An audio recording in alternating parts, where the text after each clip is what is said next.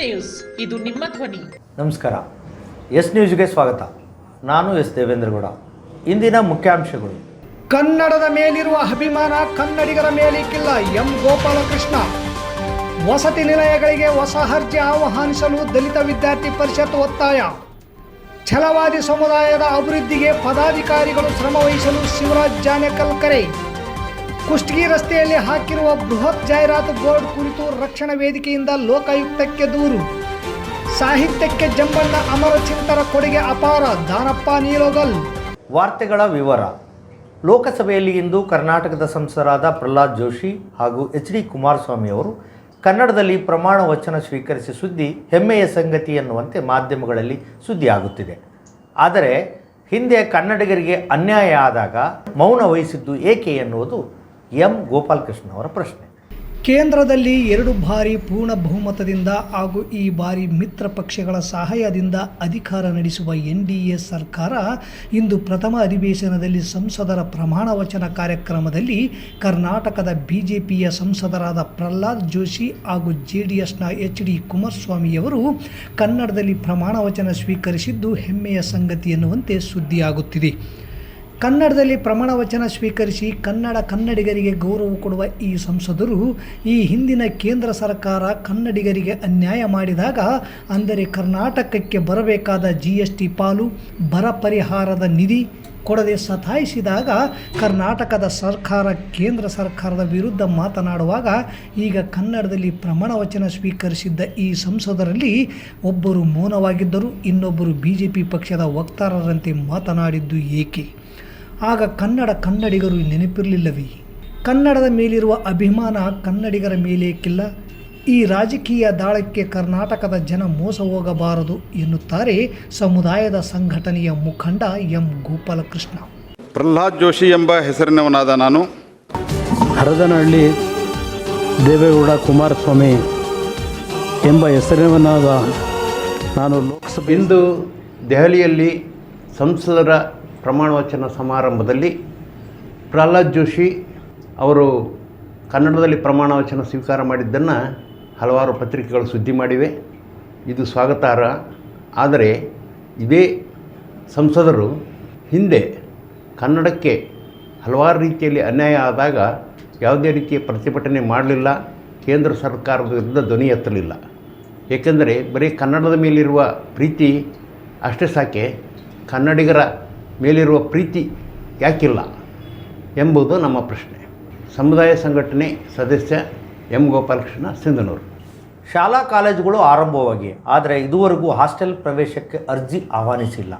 ಹೊಸದಾಗಿ ಶಾಲಾ ಕಾಲೇಜಿಗೆ ದಾಖಲಾಗಿರುವ ವಿದ್ಯಾರ್ಥಿಗಳು ಅರ್ಜಿಯನ್ನು ಹಾಕದೆ ಶಾಲಾ ಕಾಲೇಜಿಗೆ ಹಾಜರಾಗದೆ ಮನೆಯಲ್ಲಿ ಉಳಿಯುವಂತಹ ಸಂಕಷ್ಟ ಎದುರಾಗುತ್ತಿದ್ದಾರೆ. ಕೂಡಲೇ ಅರ್ಜಿ ಕರೆಯಲು ದಲಿತ ವಿದ್ಯಾರ್ಥಿ ಪರಿಷತ್ ಒತ್ತಾಯಿಸಿದೆ. ಶಿಕ್ಷಣವು ಜಗತ್ತನ್ನೇ ಆಳಬಲ್ಲ ಏಕೈಕ ಅಸ್ತ್ರವಾದ ಕಾರಣ ಈ ಶಿಕ್ಷಣಕ್ಕೆ ಬಹುಮುಖ್ಯ ಪ್ರಾಶಸ್ತ್ಯ ಕೊಡುವುದು ಸರ್ಕಾರದ ಆದ್ಯ ಕರ್ತವ್ಯವಾಗಿದೆ. ರಾಜ್ಯದಾದ್ಯಂತ ಶಾಲಾ ಕಾಲೇಜುಗಳು ಪ್ರಾರಂಭವಾಗಿ ಬರೋಬ್ಬರಿ 1 ತಿಂಗಳು ಕಳೆಯುತ್ತಾ ಬಂದರೂ ಕೂಡ ಪರಿಶಿಷ್ಟ ಜಾತಿ, ಪರಿಶಿಷ್ಟ ಪಂಗಡ, ಅಲ್ಪಸಂಖ್ಯಾತರ, ಹಿಂದುಳಿದ ವರ್ಗಗಳ ಮೆಟ್ರಿಕ್ ಪೂರ್ವ ಹಾಗೂ ಮೆಟ್ರಿಕ್ ನಂತರದ ವಸತಿ ನಿಲಯಕ್ಕೆ ಅರ್ಜಿ ಆಹ್ವಾನಿಸದೇ ಇರುವುದರಿಂದ ವಿದ್ಯಾರ್ಥಿಗಳು ಸಂಕಷ್ಟಕ್ಕೆ ಈಡಾಗಿದ್ದಾರೆಂದು ದಲಿತ ವಿದ್ಯಾರ್ಥಿ ಪರಿಷತ್ ಜಿಲ್ಲಾ ಸಂಚಾಲಕ ಮೋನೇಶ್ ಜಾಲವಾಡಿಗೆ ಹೇಳಿದರು. ಈ ಕೂಡಲೇ ಸರ್ಕಾರವು ವಿದ್ಯಾರ್ಥಿಗಳ ಸಮಸ್ಯೆಯ ಬಗ್ಗೆ ತ್ವರಿತವಾಗಿ ಗಮನ ಹರಿಸಿ, ಹಾಗೆ ಸಂಬಂಧಪಟ್ಟ ಅಧಿಕಾರಿಗಳು ಕೂಡ ವಿದ್ಯಾರ್ಥಿಗಳಿಗೆ ಆಗುತ್ತಿರುವ ಗೊಂದಲಗಳ ಬಗ್ಗೆ ಸರ್ಕಾರದ ಗಮನಕ್ಕೆ ತಂದು ಕೂಡಲೇ ಎಲ್ಲ ಇಲಾಖೆಯ ವಸತಿ ನಿಲಯಗಳಿಗೆ ಅರ್ಜಿ ಆಹ್ವಾನಿಸಿ ಹಾಗೂ ಈ ಸಾರಿ ವಸತಿ ನಿಲಯಗಳಿಗೆ ಆಯ್ಕೆಯಾದ ಅಭ್ಯರ್ಥಿಗಳ ಪಟ್ಟಿಯನ್ನು ಬೇಗನೆ ಬಿಡುಗಡೆ ಮಾಡಿ ವಿದ್ಯಾರ್ಥಿಗಳ ಶಿಕ್ಷಣಕ್ಕೆ ಅನುವು ಮಾಡಿಕೊಡಬೇಕೆಂದು ಒತ್ತಾಯಿಸಿದರು. ಈ ಸಂದರ್ಭದಲ್ಲಿ ಅಂಬೇಡ್ಕರ್ ದಲಿತ ಸೇನೆ ತಾಲೂಕು ಅಧ್ಯಕ್ಷ ವಿರೂಪಾಕ್ಷಿ ಸಾಸಲಮರಿ, ರಾಜು ನಾಯಕ್ ಸೇರಿದಂತೆ ಅನೇಕರಿದ್ದರು. ರಾಜ್ಯದಾದ್ಯಂತ ಸರ್ಕಾರಿ ಶಾಲಾ ಕಾಲೇಜುಗಳು ಪ್ರಾರಂಭವಾಗಿ ಇನ್ನೇನು ಕೆಲವೇ ದಿನಗಳಲ್ಲಿ 1 ತಿಂಗಳು ಕೂಡ ಕಳೀತಾ ಬಂದಿದೆ. 1 ತಿಂಗಳಾದರೂ ಕೂಡ ಸರ್ಕಾರ ಒಂದು ದೊಡ್ಡ ವಿದ್ಯಾರ್ಥಿಗಳಿಗೆ ಒಂದು ಸಮಸ್ಯೆಯನ್ನು ಉಂಟು ಮಾಡಿದೆ. ಅದೇನಂತಂದರೆ ಸರ್ಕಾರ ಏನು SC ST OBC ಮೈನಾರಿಟಿ ಅಂತ ಏನು ಹೇಳ್ತೀವಿ, ಪರಿಶಿಷ್ಟ ಜಾತಿ, ಪರಿಶಿಷ್ಟ ಪಂಗಡ, ಹಿಂದುಳಿದ ವರ್ಗ ಮತ್ತು ಅಲ್ಪಸಂಖ್ಯಾತರ ಇಲಾಖೆಯ ಎಲ್ಲ ಪ್ರೀ ಮೆಟ್ರಿಕ್ ಮತ್ತು ಪೋಸ್ಟ್ ಮೆಟ್ರಿಕ್ ವಸತಿ ನಿಲಯಗಳಿಗೆ ಹೊಸದಾಗಿ ಅರ್ಜಿಯನ್ನು ಕರೆಯುವಂಥ ಸಂದರ್ಭ ಇದು. ಆದರೆ 1 ತಿಂಗಳಾದರೂ ಕೂಡ ಇನ್ನೂವರೆಗೂ ಆದರೂ ಕೂಡ ಒಂದು ವಸತಿ ನಿಲಯಗಳಿಗೆ ಹೊಸದಾಗಿ ಅರ್ಜಿಯನ್ನು ಕರೆದೇ ವಿದ್ಯಾರ್ಥಿಗಳು ಸಂಕಷ್ಟಕ್ಕೆ ಈಡಾಗಿದ್ದಾರೆ. ದಿನನಿತ್ಯ ಮನೆಯಿಂದ ಕಾಲೇಜಿಗೆ ಬಂದು ಬಸ್ಸಿನಲ್ಲಿ ಓಡಾಡೋದ್ರ ಮುಖಾಂತರ ಅವರಿಗೆ ಸಮಸ್ಯೆ ಭಾಳಷ್ಟೇ ಉಂಟಾಗಿದೆ ಅಂತ ಈ ಸಂದರ್ಭದಲ್ಲಿ ನಾವು ಹೇಳ್ತಾ ಇದ್ದೀವಿ. ಹಾಗಾಗಿ ವಿದ್ಯಾರ್ಥಿಗಳ ಹಿತದೃಷ್ಟಿಯಿಂದ ನಾನು ಈ ಮೂಲಕ ಸರ್ಕಾರಕ್ಕೆ ಒತ್ತಾಯ ಮಾಡ್ತಿದ್ದೀನಿ ಮತ್ತು ಅಧಿಕಾರಿ ವರ್ಗದವರಿಗೆ ಕೂಡ ನಾನು ಒತ್ತಾಯ ಮಾಡ್ತಿದ್ದೀನಿ. ಏನಂತಂದರೆ ಕೂಡಲೇ ಅಧಿಕಾರಿ ವರ್ಗದವರು ಮತ್ತು ಕರ್ನಾಟಕ ರಾಜ್ಯ ಸರ್ಕಾರ ಕೂಡಲೇ ಎಲ್ಲ ಇಲಾಖೆಯ ಏನು OBC SC ST ಮೈನಾರಿಟಿ ಸಂಬಂಧಪಟ್ಟಂಥ ಎಲ್ಲ ವಸತಿ ನಿಲಯಗಳಿಗೆ ಕೂಡಲೇ ರಾಜ್ಯಾದ್ಯಂತ ಕೂಡಲೇ ಒಂದು ಹೊಸದಾಗಿ ಅರ್ಜಿಯನ್ನು ಪ್ರಾರಂಭ ಮಾಡಬೇಕು. ಅರ್ಜಿ ಪ್ರಾರಂಭ ಮಾಡೋದು ಅಷ್ಟೇ ಅಲ್ಲದೆ ಕೂಡಲೇ ಅರ್ಜಿ ಪ್ರಾರಂಭ ಮಾಡಿದಂಥವನ್ನ ತಕ್ಷಣವಾಗಿ ವಿಲೇವಾರಿ ಮಾಡಿ ಆಯ್ಕೆಯಾದಂತಹ ಎಲ್ಲ ಅಭ್ಯರ್ಥಿಗಳಿಗೆ ಸೂಕ್ತವಾಗಿ ವಸತಿ ನಿಲಯಗಳಿಗೆ ಪ್ರವೇಶನ ನೀಡಬೇಕು ಅಂತೇಳಿ ಈ ಮೂಲಕ ನಾನು ಸರ್ಕಾರಕ್ಕೆ ಒತ್ತಾಯ ಮಾಡ್ತಿದ್ದೇನೆ. ಸಮುದಾಯಗಳು ಮುಖ್ಯವಾಹಿನಿಗೆ ಬರಲು ಸಂಘಟನೆಗಳ ಪಾತ್ರ ದೊಡ್ಡದು. ಹಿಂದುಳಿದಿರುವ ಛಲವಾದಿ ಸಮುದಾಯದ ಸರ್ವೋತ್ತಮಕ ಅಭಿವೃದ್ಧಿಗೆ ಪದಾಧಿಕಾರಿಗಳು ಶ್ರಮವಹಿಸಬೇಕು ಎಂದು ಕರ್ನಾಟಕ ರಾಜ್ಯ ಛಲವಾದಿ ಮಹಾಸಭಾ ರಾಯಚೂರು ಜಿಲ್ಲಾ ಘಟಕದ ಅಧ್ಯಕ್ಷ ಶಿವರಾಜ್ ಜಾನೇಕಲ್ ಕರೆ ನೀಡಿದರು. ನಗರದ ಪ್ರವಾಸಿ ಮಂದಿರದಲ್ಲಿ ಭಾನುವಾರದಂದು ಜಿಲ್ಲಾ ಅಧ್ಯಕ್ಷರಾದ ಶಿವರಾಜ್ ಜಾನೇಕಲ್ ಅವರ ಅಧ್ಯಕ್ಷತೆಯಲ್ಲಿ ನಡೆದ ಕರ್ನಾಟಕ ರಾಜ್ಯ ಛಲವಾದಿ ಮಹಾಸಭಾ ತಾಲೂಕು ಸಮಿತಿಯಲ್ಲಿ ಉಳಿದ ಪದಾಧಿಕಾರಿಗಳ ಆಯ್ಕೆ ಹಾಗೂ ಸಮಾಜದ ಕುಂದುಕೊರತೆಗಳ ಬಗ್ಗೆ ಸಿರುವಾರದಲ್ಲಿ ನಡೆಯುವ ಜಿಲ್ಲಾ ಮಟ್ಟದ ಪ್ರತಿಭಾ ಪುರಸ್ಕಾರ ಕಾರ್ಯಕ್ರಮದ ಕುರಿತು ಚರ್ಚೆಯ ಸಭೆಯಲ್ಲಿ ಮಾತನಾಡಿದ ಅವರು, ಸಂಘಟನೆ ಬಲಿಷ್ಠವಾದಷ್ಟು ಸಮಾಜಗಳು ಅಭಿವೃದ್ಧಿಯತ್ತ ಸಾಗಲು ಸಾಧ್ಯ. ಯಾವಾಗಲೂ ಪದವಿಗಾಗಿ ಆಸೆ ಪಡದೆ ಸಮಾಜದ ಏಳಿಗೆಗಾಗಿ ಶ್ರೇಯೋಭಿವೃದ್ಧಿಯಾಗಿ ಶ್ರಮಿಸಬೇಕು, ದುಡಿಯಬೇಕು. ಸಂವಿಧಾನ ಶಿಲ್ಪಿ ಡಾಕ್ಟರ್ BR ಅಂಬೇಡ್ಕರ್ ಅವರ ಶಿಕ್ಷಣ, ಸಂಘಟನೆ, ಹೋರಾಟ, ತ್ರಿವಳಿ ಸೂತ್ರಗಳನ್ನು ಯಾರೂ ಮರೆಯಬಾರದು. ಸಿರುವಾರದಲ್ಲಿ ನಡೆಯುವ ಪ್ರತಿಭಾ ಪುರಸ್ಕಾರ ಕಾರ್ಯಕ್ರಮಕ್ಕೆ ಉರಿಲಿಂಗ ಪೆದ್ದಿ ಮಠದ ಜ್ಞಾನ ಪ್ರಕಾಶ ಸ್ವಾಮೀಜಿಗಳು ಹಾಗೂ ಸಚಿವರು, ಸಮಾಜದ ಪೋಷಕರು, ಜಿಲ್ಲೆಯ ಹಾಲಿ ಮತ್ತು ಮಾಜಿ ಸಂಸದರು, ಶಾಸಕರು ಹಾಗೂ ಇತರೆ ಸಮಾಜದ ಮುಖಂಡರು ಭಾಗವಹಿಸಲಿದ್ದು, ತಾಲೂಕಿನಿಂದ ಹೆಚ್ಚಿನ ಸಂಖ್ಯೆಯಲ್ಲಿ ಭಾಗವಹಿಸಿ ಯಶಸ್ವಿಗೊಳಿಸಲು ಮನವಿ ಮಾಡಿದರು. ಈ ಸಭೆಯಲ್ಲಿ ನೂತನ ಪದಾಧಿಕಾರಿಗಳಾಗಿ ಹಿರಿಯ ಪೋಷಕರಾಗಿ ಮಲ್ಲಪ್ಪ ಭೂತಲ್ದಿನ್ನಿ, ಉಪಾಧ್ಯಕ್ಷರಾಗಿ ಕುಬೇರಪ್ಪ ಹೊಸಳ್ಳಿ, ಜಂಟಿ ಕಾರ್ಯದರ್ಶಿ ಗುರುಮೂರ್ತಿ ಕುನ್ನಟಗಿ, ಖಜಾಂಚಿ ಹುಸೇನಪ್ಪ ಬಾದರ್ಲಿ, ಸಹ ಕಾರ್ಯದರ್ಶಿ ನಾಗಲಿಂಗ ಜವಳಗೇರ, ವೀರೇಶ್ ಸುಲ್ತಾನಪುರ, ಸಂಘಟನಾ ಕಾರ್ಯದರ್ಶಿ ನಾಗರಾಜ್ ಗೋಮರ್ಶಿ, ಮೌನೇಶ್ ಯಾಪಲ್ಪರ್ವಿ, ಕಾರ್ಯದರ್ಶಿ ಪರಶುರಾಮ್ ಸಾಲುಗುಂದ ಇವರನ್ನು ತಾಲೂಕು ಸಮಿತಿ ಪದಾಧಿಕಾರಿಗಳನ್ನಾಗಿ ಆಯ್ಕೆ ಮಾಡಲಾಯಿತು. ಈ ಸಂದರ್ಭದಲ್ಲಿ ಜಿಲ್ಲಾ ಉಪಾಧ್ಯಕ್ಷ ಸಚ್ಚಿದಾನಂದ, ರಾಯಚೂರು ನಗರ ಘಟಕದ ಅಧ್ಯಕ್ಷ ಶ್ರೀನಿವಾಸ್, ನಗರ ಘಟಕ ಪೋಷಕ ನಾಗರಾಜ್, ಸಿಂಧನೂರು ತಾಲೂಕು ಗೌರವಾಧ್ಯಕ್ಷ ಶರಣಪ್ಪ ಸೋಮನಾಳ್, ಅಧ್ಯಕ್ಷ ಚನ್ನಪ್ಪ ಅಮ್ಮಿನಗಡ, ಪ್ರಧಾನ ಕಾರ್ಯದರ್ಶಿ ದುಗ್ಗಪ್ಪ ಮಲ್ಲಾಪುರ್, ಉಪಾಧ್ಯಕ್ಷ ಮಾರ್ಯಪ್ಪ, ಹಿರಿಯ ಮುಖಂಡರಾದ ಮಹಾಕಾಳ್ಯಪ್ಪ, ದುರ್ಗಪ್ಪ ಡಿಡಿ, ಹನುಮಂತಪ್ಪ ವಕೀಲರು, ಮಸ್ಕಿ ಕರ್ನಾಟಕ ರಾಜ್ಯ ಛಲವಾದಿ ಮಹಾಸಭಾದ ತಾಲೂಕು ಅಧ್ಯಕ್ಷ ಬಾಲರಾಜ್ ಉರ್ಪಾಪುರ್, ಅಂಬೇಡ್ಕರ್ ಸೇನೆ ತಾಲೂಕು ಅಧ್ಯಕ್ಷ ಅಂಬಣ್ಣ ಗೋನ್ವಾರ್, ಜೈ ಭೀಮ ಗರ್ಜನೆ ಸಂಸ್ಥಾಪಕ ಅಧ್ಯಕ್ಷ ನಿರುಪಾದಿ ಸಾಸಲ್ಮರಿ, ಪ್ರಧಾನ ಕಾರ್ಯದರ್ಶಿ ಹುನ್ನೂರು ಕಟ್ಟೆಮನಿ, ಉಪಾಧ್ಯಕ್ಷ ಸಿದ್ದಪ್ಪ ಸೋಮಲಾಪುರ್ ಸೇರಿದಂತೆ ವಿವಿಧ ಸಂಘಟನೆಗಳ ಪದಾಧಿಕಾರಿಗಳು ಇದ್ದರು.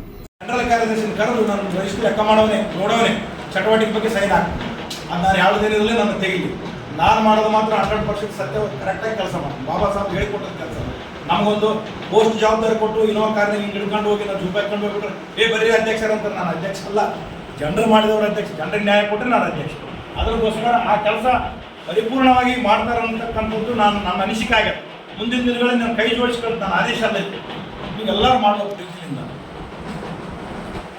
ಅದು ಮಾಡಿದರೆ ಅಲ್ಲಿರ್ತಕ್ಕಂಥ ಉಸ್ತುವಾರಿ ಆಗಿರ್ತಕ್ಕಂಥ ವ್ಯಕ್ತಿ ಜಂಟಿ ಕಾರ್ಯದರ್ಶಿ ಆಗಿರ್ಬೋದು, ಉಪಾಧ್ಯಕ್ಷ ಆಗಿರ್ಬೋದು, ಆ ವ್ಯಕ್ತಿ ಹೋಬಳಿ ಘಟಕ ಅಧ್ಯಕ್ಷನ ಎಂಥವ್ರನ್ನ ಆಯ್ಕೆ ಮಾಡ್ಬೇಕಂದ್ರೆ ಜನರ ಮಧ್ಯೆ ಇರ್ತಕ್ಕಂಥವನು, ಗ್ರಾಮ ಪಂಚಾಯತ್ ಸೋತವನು ಮತ್ತು ಗೆದ್ದವನು, ಮಾಜಿ ಆದವನು ಮತ್ತು ಗೆದ್ದವನು, ಆಕಾಂಕ್ಷಿ ಆಗಿ ಮತ್ತೆ ಸೋತಿರ್ತಾನು, ಮಾಜಿ ಆಗಿರಂಗ ಸಂಘಟನೆ ಮಾಡೋ ಮನೋಭಾವನೆ ಆಗ್ತಾಗಿರ್ತದೆ. ಯಾವ ಜನ ಯಾವ ಬಾಗಿಲಲ್ಲಿ ಬಡವರಾರ, ಯಾರು ಒಳ್ಳೆಯವರಾರ, ಯಾರು ಕೆಟ್ಟವರಾರ, ಯಾರಿಗೆ ಕೊಟ್ಟರೆ ಕೆಲಸ ಆಗ್ತದೆ ಅನ್ನೋದು ಅವ್ರಿಗೆ. ಸಿಂಧನೂರು ನಗರದ ಕುಷ್ಟಗಿ ರಸ್ತೆ ಮಧ್ಯೆ ಅಲ್ಲಲ್ಲಿ ಬೃಹತ್ ಗಾತ್ರದ ಜಾಹೀರಾತು ಬೋರ್ಡ್ ಹಾಕಿದ್ದು, ಇದಕ್ಕೆ ಕಾನೂನು ಬಾಹಿರವಾಗಿ ನಗರಸಭೆ ಅನುಮತಿ ನೀಡಿದ್ದು, ನಗರಸಭೆಯರ ವಿರುದ್ಧ ಸ್ವಯಂ ದೂರು ದಾಖಲಿಸಿಕೊಂಡು ಸೂಕ್ತ ಕ್ರಮ ಕೈಗೊಳ್ಳಲು ಕರ್ನಾಟಕ ರಕ್ಷಣಾ ವೇದಿಕೆ ಲೋಕಾಯುಕ್ತರಿಗೆ ದೂರು ನೀಡಿದೆ. ಸಿಂಧನೂರು ನಗರಸಭೆಯವರು ನಗರದ ಕುಷ್ಟಗಿ ರಸ್ತೆಯಲ್ಲಿ ಮಹಾತ್ಮ ಗಾಂಧಿ ವೃತ್ತದಿಂದ APMCಯವರೆಗೆ ಅಲ್ಲಲ್ಲಿ ದೊಡ್ಡ ಗಾತ್ರದ ಜಾಹೀರಾತು ಬೋರ್ಡ್ ಹಾಕಲು ಅನುಮತಿ ನೀಡಿದ್ದು, ಇದು ರಾಜ್ಯ ಹೆದ್ದಾರಿಯಾಗಿದ್ದು PWD ಇಲಾಖೆಗೆ ಸಂಬಂಧಿಸಿದ್ದು. PWD ಇಲಾಖೆ ಬೋರ್ಡ್ ಹಾಕಲು ಅನುಮತಿ ನೀಡಿಲ್ಲ. ಹೈಕೋರ್ಟ್ ಆದೇಶ ಪ್ರಕಾರ ಹೆದ್ದಾರಿಯನ್ನು ಯಾರೂ ಅತಿಕ್ರಮಣ ಮಾಡುವ ಹಾಗಿಲ್ಲ. ಇಷ್ಟೆಲ್ಲದರ ಮಧ್ಯೆಯೂ ನಗರಸಭೆ ಖಾಸಗಿಯವರಿಗೆ ದೊಡ್ಡ ಗಾತ್ರದ ಬೋರ್ಡ್ ಹಾಕಲು ಅನುಮತಿ ನೀಡಿದ್ದು ಕಾನೂನು ಬಾಹಿರವಾಗಿದೆ. ನಗರಸಭೆಯವರ ವಿರುದ್ಧ ಸ್ವಯಂ ದೂರು ದಾಖಲಿಸಿಕೊಂಡು ಸೂಕ್ತ ಕ್ರಮ ಕೈಗೊಳ್ಳಲು ಕರ್ನಾಟಕ ರಕ್ಷಣಾ ವೇದಿಕೆ ತಾಲೂಕು ಅಧ್ಯಕ್ಷ G ಸುರೇಶ್ ಗೊಬ್ಬರಕಲ್ ಹಾಗೂ ನಗರ ಘಟಕದ ಅಧ್ಯಕ್ಷ ದೌಲ್ ಸಾಬ್ ದೊಡ್ಡಮನಿ ಲೋಕಾಯುಕ್ತರಿಗೆ ದೂರು ನೀಡಿದ್ದಾರೆ. ಮಸ್ಕಿಯ ಭಂಡಾರ್ ಪ್ರಕಾಶನ ಜಿಲ್ಲೆಯ ಹೆಮ್ಮೆಯ ಸಾಹಿತಿ ಜಂಬಣ್ಣ ಅಮರ್ಚಂದ್ ಸಾಹಿತ್ಯದ ಕುರಿತು ಒಂದು ದಿನದ ರಾಷ್ಟ್ರೀಯ ವಿಚಾರ ಸಂಕಿರಣವನ್ನು ಮಸ್ಕಿಯ ಪತ್ರಿಕಾ ಭವನದಲ್ಲಿ ನಡೆಸಿತು. ಕಾರ್ಯಕ್ರಮವನ್ನು ಅಮರ್ಚಂದ್ರ ಹಾಡು ಮತ್ತು ಸಾಹಿತ್ಯ ಓದುವ ಮೂಲಕ ಸಿ ದಾನಪ್ಪ ನಿಲೋಗಲ್ ಉದ್ಘಾಟಿಸಿದರು. ಉದ್ಘಾಟಿಸಿ ಮಾತನಾಡಿದ ಅವರು, ಜಂಬಣ್ಣ ಜಂಬಗುಲದ ಪ್ರತಿಯೊಬ್ಬರ ಸೊತ್ತು ಎಂಬುದನ್ನು ನಾವ್ಯಾರು ಮರೆಯಬಾರದು. ಏಕೆಂದರೆ ಜಂಬಣ್ಣ ಈ ನೆಲದ ಕವಿ, ಈ ಜನರ ಕವಿ, ಈ ಭಾಷೆಯ ಕವಿ, ಈ ಭಾವನೆಯ ಕವಿ, ಜನಪರ ಕವಿ ಅಷ್ಟೇ ಅಲ್ಲ, ಬಂಡಾಯದ ಕವಿ, ನೊಂದವರ ಕವಿ, ಬೆಂದವರ ಕವಿ, ಪ್ರತಿಧ್ವನಿಯ ಕವಿ. ಆ ಕಾರಣದಿಂದ ಜಂಬಣ್ಣ ಅಜರಾಮರ ಎಂಬ ಸತ್ಯವನ್ನು ನಾವು ತಿಳಿಯಬೇಕಾಗಿದೆ. ನಂತರ ಅಧ್ಯಕ್ಷತೆ ವಹಿಸಿ ಮಾತನಾಡಿದ ಮಹಾಂತೇಶ್ ಮಸ್ಕಿ ಅವರು, ಜಂಬಣ್ಣ ಅಮರ್ಚಂದ್ರ 1945 ಏಪ್ರಿಲ್ 7ರಂದು ಜನಿಸಿದರು. ಅದು ತೀರಿಕೆಯ ದಿನ ಬಹಳ ಸುಂದರವಾದದ್ದು. ಇಸ್ವಿ 2017, ಅದರ ದಿನಾಂಕ ಫೆಬ್ರವರಿ 14. ನಮ್ಮೆಲ್ಲ ಯುವಕ ಯುವತಿಯರಿಗೆ ಫೆಬ್ರವರಿ 17 ಅನ್ನುವಂಥದ್ದು, ಫೆಬ್ರವರಿ 14 ಅನ್ನುವಂಥದ್ದು ಬೇರೆ ರೀತಿಯಲ್ಲಿ ಪ್ರಮುಖವಾಗಿದೆ. ಇದೊಂದು ಪ್ರೇಮಿಗಳ ದಿನ ಅಂತ. ಅಮರಚಿಂತರು ಯಾರ ಪ್ರೇಮಿಗಳಾಗಿದ್ದರು? ಅಮರಚಿಂತ್ರಿಗಳು ನೋವುಂಡವರ ಪ್ರೇಮಿಗಳಾಗಿದ್ದರು. ನೋವಿಲ್ಲದ ಹಾಡು ಏಸು ನುಡಿಸಿದರೇನು, ವೇದನೆಯ ಅಳಲು ಜೀವಂತ ಕೊಡಲು ಜಂಬಣ್ಣ. ಅವರ ವೇದನೆ ಬಿಟ್ಟು ಇನ್ನೊಂದು ಕವಿತೆಯೇ ಇಲ್ಲ. ಅವರ ಕವಿತೆ ಬಿತ್ತುವ ಬೀಜ ನಿಮ್ಮ ಹೊರೆಯಲ್ಲಿ ಬೆಳೆಯೇಕೆ ಬರಲಿಲ್ಲವೆಂದು ನಮ್ಮನ್ನು ಕೇಳುತ್ತೀವಿ ಅಂತ ಜಂಬಣ್ಣ. ಈ ಉಳ್ಳವರು ಏನಾದಾರಲ್ಲ, ಉಳ್ಳವ್ರ ತಲೆ ಎಲ್ಲ ಬೀಜಗಳಿರಲ್ಲ. ಬಡವರು ಅವ್ರ ಬೀಜ ತಗೊಂಡು ಬಿತ್ತಿ ಬೆಳೆದ ಮೇಲೆ ಎಲ್ಲವನ್ನ ಬದುಕನ್ನು ನಡೆಯುವಂಥ ಸಾಗಿಸುವಂಥ ಕೆಲಸ ನಡೆಯುತ್ತೆ. ಯಾಕೆ ಬಿತ್ತಿಲ್ಲ ಅಂತ ನೀವು ಕೃಷಿಕರನ್ನ ಬಡವರನ್ನ ಕೇಳ್ತೀರಿ. ಅದಕ್ಕೆ ಜಂಬಣ್ಣ ಹೇಳ್ತಾರೆ, ಬಿತ್ತುವ ಬೀಜ ನಿಮ್ಮ ಹೊರೆಗೆ, ನಿಮ್ಮ ಉಡಿಯಲ್ಲಿ ಬೆಳೆಯೇಕೆ ಬರಲಿಲ್ಲವೆಂದು ನಮ್ಮನ್ನು ಕೇಳುತ್ತೀವಿ. ಕಾರ್ಯಕ್ರಮದ ಪೂರ್ಣ ಸುದ್ದಿ ಕೇಳಲು ಎಸ್ ನ್ಯೂಸ್ ವಿಶೇಷ ಸುದ್ದಿ ಗಮನಿಸಿ. ಮತ್ತೊಮ್ಮೆ ಮುಖ್ಯಾಂಶಗಳು. ಕನ್ನಡದ ಮೇಲಿರುವ ಅಭಿಮಾನ ಕನ್ನಡಿಗರ ಮೇಲಿಕ್ಕಿಲ್ಲ. ಎಂ ಗೋಪಾಲಕೃಷ್ಣ. ವಸತಿ ನಿಲಯಗಳಿಗೆ ಹೊಸ ಅರ್ಜಿ ಆಹ್ವಾನಿಸಲು ದಲಿತ ವಿದ್ಯಾರ್ಥಿ ಪರಿಷತ್ ಒತ್ತಾಯ. ಛಲವಾದಿ ಸಮುದಾಯದ ಅಭಿವೃದ್ಧಿಗೆ ಪದಾಧಿಕಾರಿಗಳು ಶ್ರಮವಹಿಸಲು ಶಿವರಾಜ್ ಜಾನೇಕಲ್ ಕರೆ. ಕುಷ್ಟಗಿ ರಸ್ತೆಯಲ್ಲಿ ಹಾಕಿರುವ ಬೃಹತ್ ಜಾಹೀರಾತು ಬೋರ್ಡ್ ಕುರಿತು ರಕ್ಷಣಾ ವೇದಿಕೆಯಿಂದ ಲೋಕಾಯುಕ್ತಕ್ಕೆ ದೂರು. ಸಾಹಿತ್ಯಕ್ಕೆ ಜಂಬಣ್ಣ ಅಮರಚಿಂತರ ಕೊಡುಗೆ ಅಪಾರ. ದಾನಪ್ಪ ನಿಲೋಗಲ್. ಇಲ್ಲಿಗೆ ವಾರ್ತಾ ಪ್ರಸಾರ ಮುಕ್ತಾಯವಾಯಿತು. ನಿರಂತರ ಸುದ್ದಿಗಾಗಿ ವೀಕ್ಷಿಸಿ ಎಸ್ ನ್ಯೂಸ್. ಇದು ನಿಮ್ಮ ಧ್ವನಿ. ನಮಸ್ಕಾರ.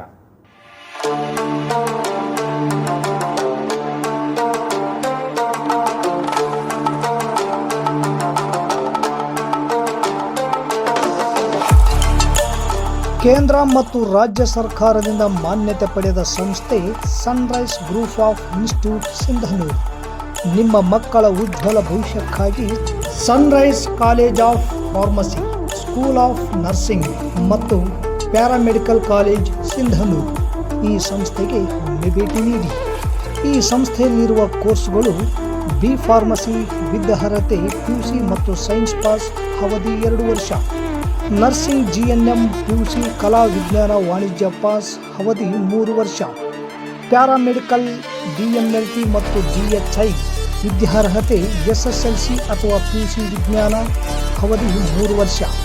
ಸಂಸ್ಥೆಯ ವಿಶೇಷತೆಗಳು: ಅನುಭವಿ ಉಪನ್ಯಾಸಕರಿಂದ ಬೋಧನೆ, ಪ್ರತಿ ಶನಿವಾರ ತಜ್ಞ ವೈದ್ಯರಿಂದ ವಿಶೇಷ ಉಪನ್ಯಾಸ, ಸುಸಜ್ಜಿತ ಕಟ್ಟಡ, ಸ್ಮಾರ್ಟ್ ಕ್ಲಾಸಸ್, CC ಕ್ಯಾಮೆರಾ ಅಳವಡಿಕೆ, ವಿದ್ಯಾರ್ಥಿಗಳಿಗಾಗಿ ಕಲಿಕಾ ಅನುಭವಕ್ಕಾಗಿ ಸಿಂಧನೂರು ಹಾಗೂ ವಿವಿಧ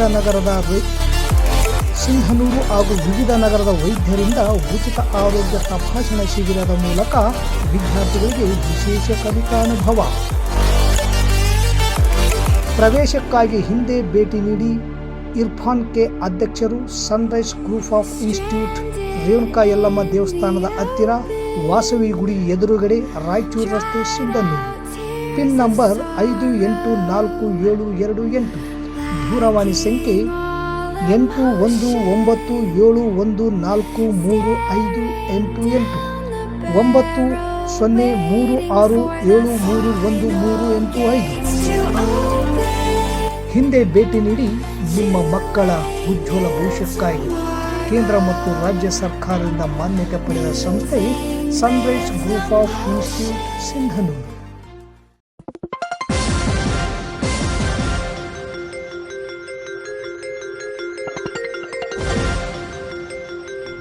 ಎಸ್ ನ್ಯೂಸ್, ಇದು ನಿಮ್ಮ ಧ್ವನಿ.